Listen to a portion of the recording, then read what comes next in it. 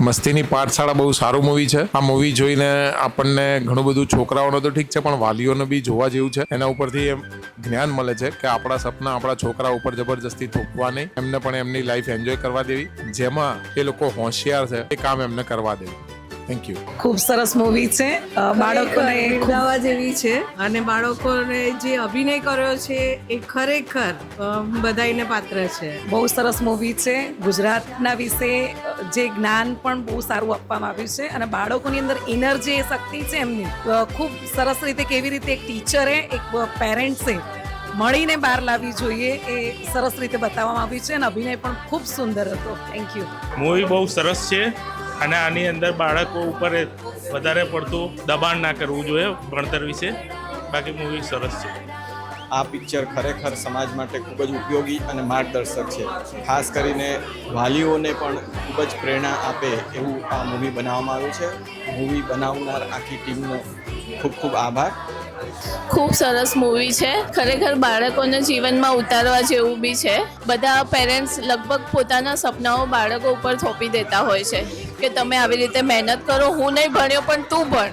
પણ છોકરાઓના મનમાં શું છે એ તો કોઈ વિચારતું જ નથી. એટલે ખરેખર મૂવી સમજવા લાયક છે અને બધા જ છોકરાઓએ જોવા લાયક છે. બહુ જ સરસ મૂવી, બહુ જ સરસ હતું અને બસ આવી જ રીતે બીજી મૂવી બનાવતા રહે અને અમે આવતા રહીશું. બહુ જ સરસ મૂવી હતું અને એમાં બી બહુ જ સરસ એ હતું કે એને એના લાઈફના જીવી અને બધા ભણતરના જોડે જોડે પરિવાર મહત્વનો છે, અનુભવ એ મહત્વનો છે. Thank you. બહુ જ સરસ મૂવી હતું.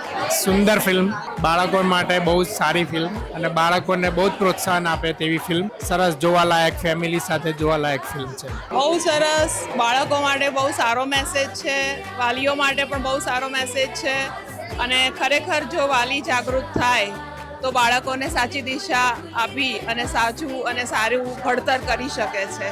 મસ્તીની પાઠશાળા ભાગ 2 જોયો, ખરેખર ખૂબ મજા આવી અને એમાંથી વાલીઓ અને વિદ્યાર્થીઓ બંનેને ખૂબ સારો સંદેશ મળે છે.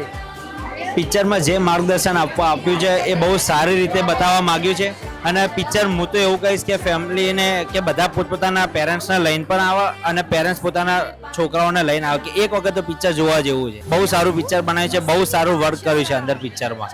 Thank you. ખૂબ જ સરસ પિક્ચર હતું. જોઈને ખૂબ જ આનંદ થયો અને એમાં પણ બાળક કલાકારોનો અભિનય સારો હતો, એમનું પાત્ર સારું હતું. ફિલ્મ બહુ સરસ છે. ફિલ્મના પાત્રો પ્રથમ, રાહુલ અને લાલિયો ત્રણેય બહુ સરસ રીતે એમનો અભિનય આજે નાની ઉંમરમાં પણ ભજવ્યો છે અને મોટા થતાં તો એ ઘણું બધું સારું કરી શકશે. ખૂબ જ સરસ ફિલ્મ બની છે. બાળકોનો અભિનય પણ બહુ સરસ છે અને અત્યારે હાલના બાળકોને આપણે જે આપણી અપેક્ષાઓ એમના ઉપર જે થોપીએ છીએ એ ખરેખર ન થોપવી જોઈએ. એમ બાળકને પોતાની ઈચ્છા મુજબ કરવા દેવું જોઈએ અને જો બાળકને એના ઉપર છોડી દઈશું તો બાળક વેસ્ટ જ કરશે. સરસ મૂવી છે, મસ્તી છે, મજાક છે, ખુશી છે અને એક પિતાનું સપનું પણ એની અંદર જોવા મળે છે.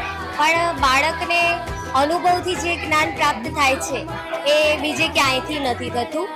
મસ્તીની પાઠશાળા એક એવું સરસ પિક્ચર બનાવ્યું છે જેમાં બાળકોથી માંડી વડીલોને બી એવું શીખવા મળે છે કે જેમાં બાળકો બહુ પ્રેશર ના કરવું અને વડીલો બી થોડું સમજી એના ઉપર એને જે બી વસ્તુમાં ઇન્ટરેસ્ટ હોય એના ઉપર એને ધ્યાન આપી એના ઉપર એનું ધ્યાન કેન્દ્રિત કરી જેથી કરી જે આગળ જઈ શકે અને છોકરાઓ એનું પોતાની પ્રગતિ કરી શકે. બહુ સરસ પિક્ચર છે અને સામાજિક પિક્ચર છે. મસ્તીની પાઠશાળા 2 must watch movie for all the parents. બધા વાલીઓએ જોવા જેવી, એમના બાળકો શાળામાં ભણે છે, બધાએ ખાસ જોવું. Must watch. બધા પેરેન્ટ્સને જોવા જેવી એકદમ સરસ ફિલ્મનું નિર્માણ કર્યું છે. બહુ સરસ. Good, very good.